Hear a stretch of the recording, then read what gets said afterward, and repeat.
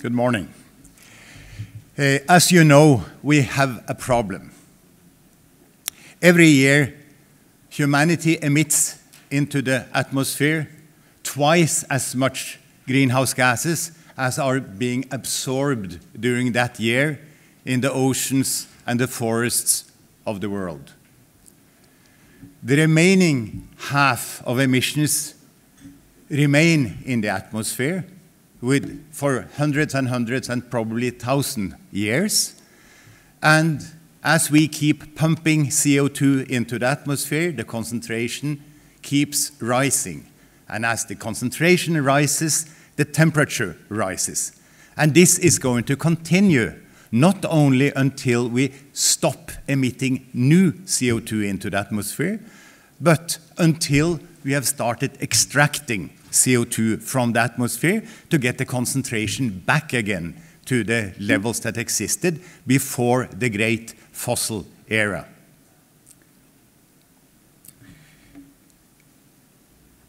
You know that most of this problem comes from the use of fossil fuels. It comes from those 80% of the greenhouse gases from humanity, which is the result of using coal, oil, and gas for three purposes. We use fossil fuels to produce electricity, we use fossil fuels to produce transportation, and we use fossil fuels to heat and cool our homes and buildings. It's idiotically simple. So, fossil fuels are the major cause of warming. It is consisting of coal and gas being used for electricity production. It is oil used for transportation. And it is coal, oil, and gas being used for heating and cooling. And that's it. So, what is likely to happen? In my mind, we will finally listen to Dennis's advice. So here are the CO2 emissions of the world from 1850 until the year 2100. So the left-hand part is history until the end of the shaded area. This is the tremendous increase in the annual emissions of new, fresh CO2 from largely energy production in the world. To the right is the scenario presented in the 2052 book that I wrote 5 years ago, and which has not, in a sense, been disproven. This is a situation where the CO2 emissions of man peaks around 2040, and then I assume that we will follow Dennis's advice and finally get it down to zero around year 2100. That's more or less a likely scenario.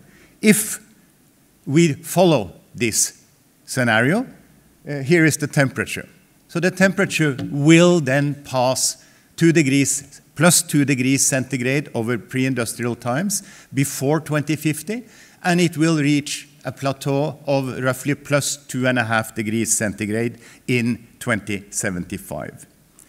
Not only will this be more of the extreme weather that we are used to, this is going to cause significant difficulties for humanity, to understate the problem. I will give you 2 illustrations just to tell you what type of things this might lead to, beyond heat waves and floods and all the standard stuff.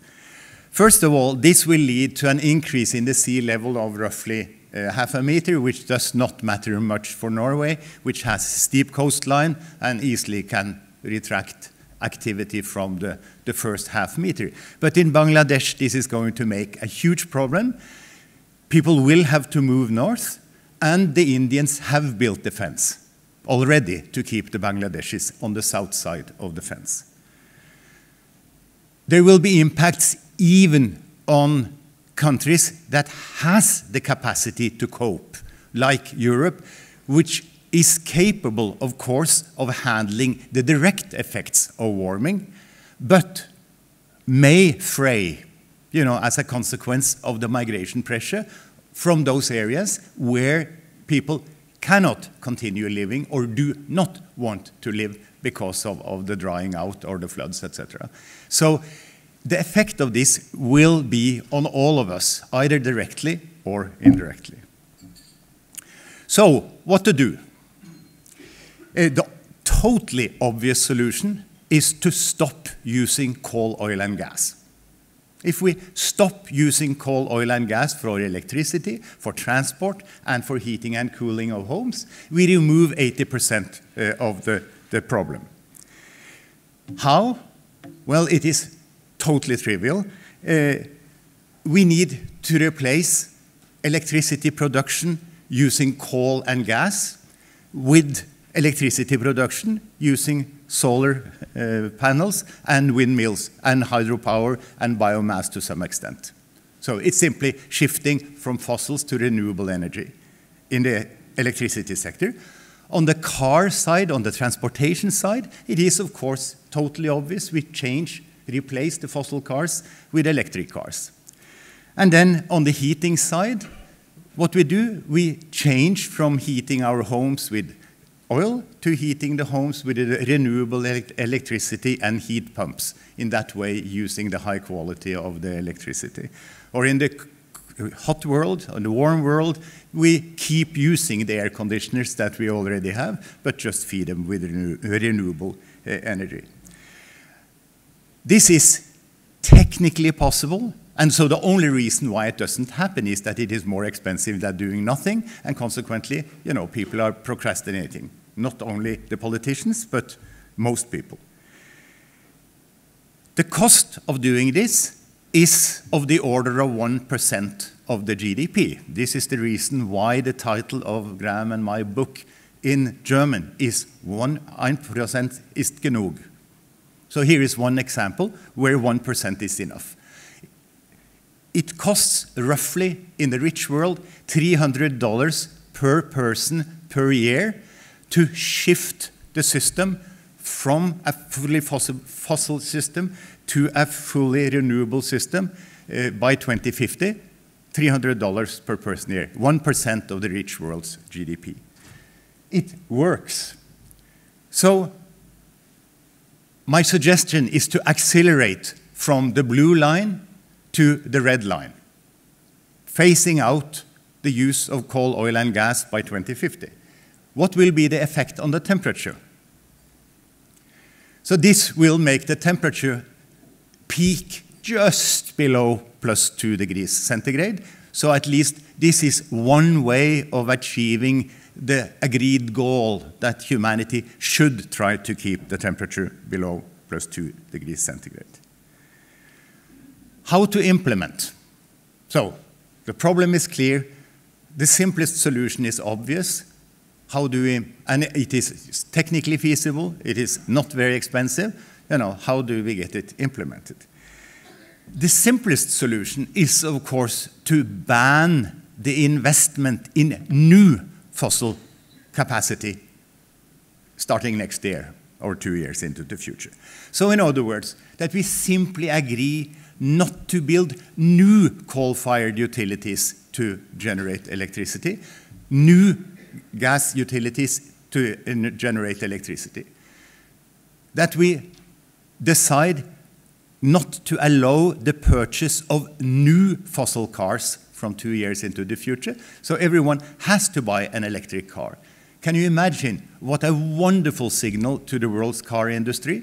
Finally, they would know, that there is a market and that they do not need initially to compete with the fossil car prices, but only with each other.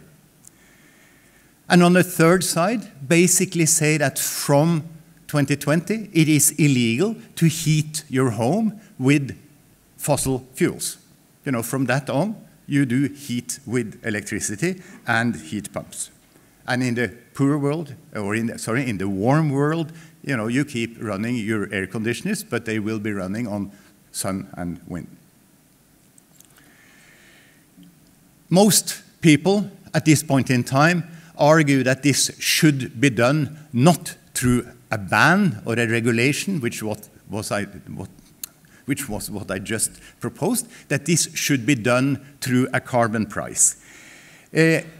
My sad observation after having spent 20 years working on getting a carbon price in place is that this will not work because of the popular resistance against a high carbon price. It is impossible for politicians to tighten the ceiling so that the price goes up. We are now, after 20 years, at a carbon price of 5 euros per ton of CO2. And notice, you need a carbon price of 100 euros per ton of CO2 in order to make an electric car cost competitive. 100 euros per ton of CO2. We will never get to 100 euros per ton of CO2. It's much, much, much simpler to simply pass the ban that from 2018 on, people buy new electric cars, not new fossil cars. There exists, luckily, a final way. Subsidies is the third option. You can use, in order to implement policies like this, you can either use the price mechanism, the market, and then helped with a carbon price, or you can use my preferred option, a ban or a regulation, but you can, of course, also subsidize.